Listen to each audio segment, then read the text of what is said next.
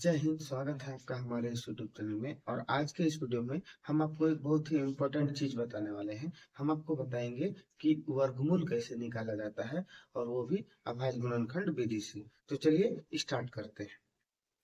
तो देखिए क्वेश्चन क्या है, वर्गमूल निकालो अभाज्य गुणनखंड विधि से निकालना है। ठीक है, तो इसका पहला क्वेश्चन है वो देख लीजिए। पहला क्वेश्चन क्या है, 225। चूंकि वर्गमूल निकालना है, इसका मतलब आप ये है अंडर रूट 225। ठीक है, 225।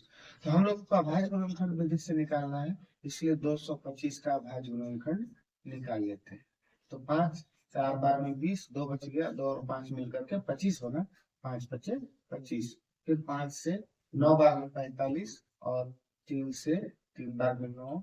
ठीक है, और 3 से 12 में 3। अभाज्य गुणनखंड निकल गया।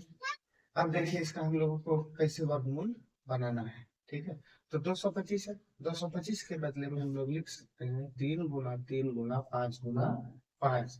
ठीक है, तो छोटा से बड़ा संख्या में लिखना है हमेशा। हम लोगों को आरोही क्रम में हमेशा चलना है। जैसे 5 गुना 5 गुना 3 गुना 3 आया, तो हम लोग स्टार्ट करेंगे कि पहले 3, इसके बाद 5 लिख लेंगे। ठीक है, ये थोड़ा अच्छा लगता है।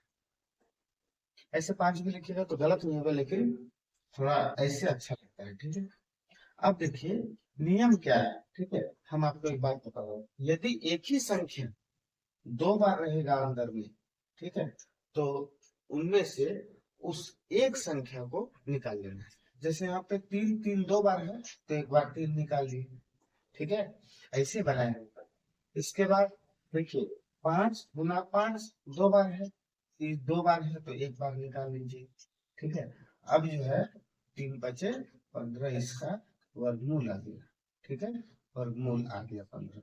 इसको चेक कैसे करें, तो चेक करने का एक ही तरीका यही है कि आप इसी संख्या को इसी संख्या से गुना कर दीजिए। मतलब कि 15 को 15 से गुना कर दीजिए। यदि 225 आ गया तो आपका जो ये सॉल्यूशन है ये बिल्कुल करेक्ट है। और यदि नहीं आया तो ये आपका सही नहीं है, याद रखिएगा।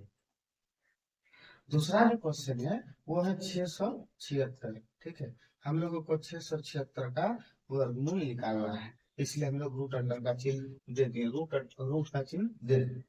676। तो देखिए यहाँ पर 676 का हम लोग निकाल लेते हैं। ये अभाज्य गुणनखंड। तो 2 तिया 6, फिर यहाँ 2 तिया 6, एक बच गया 6 16, 2 8 16। फिर 2 से कट जाएगा, 2 1 2, एक और 3 मिलकर के 13 बनाया, 2 6 12, एक बच गया और 8 मिलकर 18 बनाया, तो 2 9 18। और इसका तो 13 गुना 13 होता है। 13 गुना 13 169। ठीक है, इसका फिर 13 से हम लोग इसको घटा देंगे, 1 आ जाएगा। प्राइस फैक्टर निकल गया। अब इसका हम लोगों को बनाना है।